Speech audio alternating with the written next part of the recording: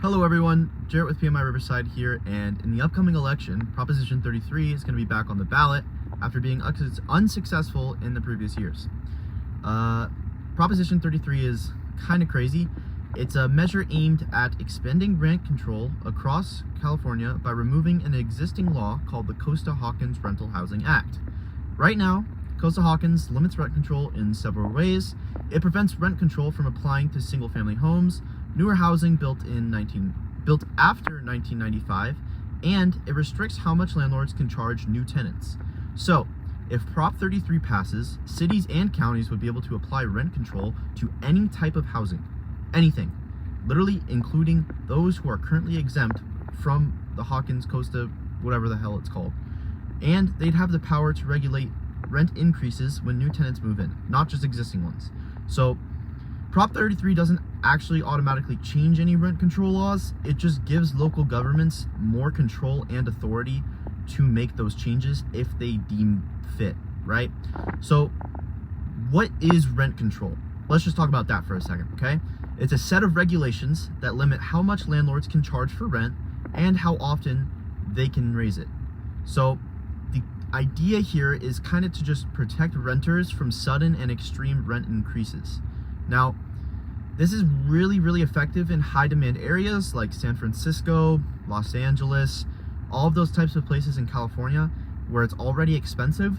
I actually kind of like that. I agree with that. It's really smart.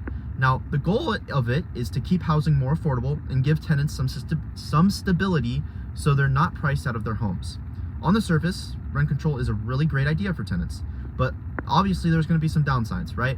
Landlords are going to lose motivation to invest in their properties or even convert rental units into other uses, okay?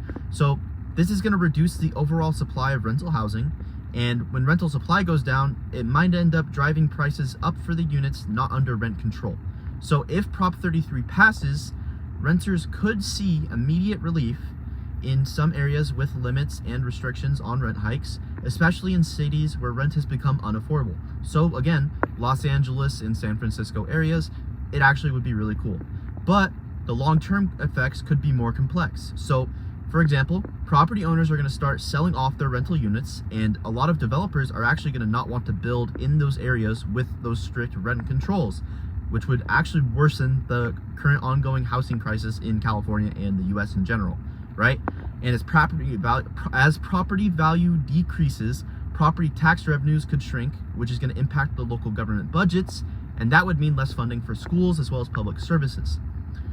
So what are the main pros of Prop 33? Okay, first, more protection for the renters. Okay, it helps prevent huge rent increases, and it would help a lot for the housing crisis short term. Second, local governments would be able to have the flexibility to create rent control policies that would fit their community's needs. And third, more affordable rents in areas that desperately need it, keeping people in their homes. Now the cons, okay? There's going to be less housing supply over time as landlords sell or repurpose properties. A lot of those properties are going to get sold to places like BlackRock, and it's going to suck, okay?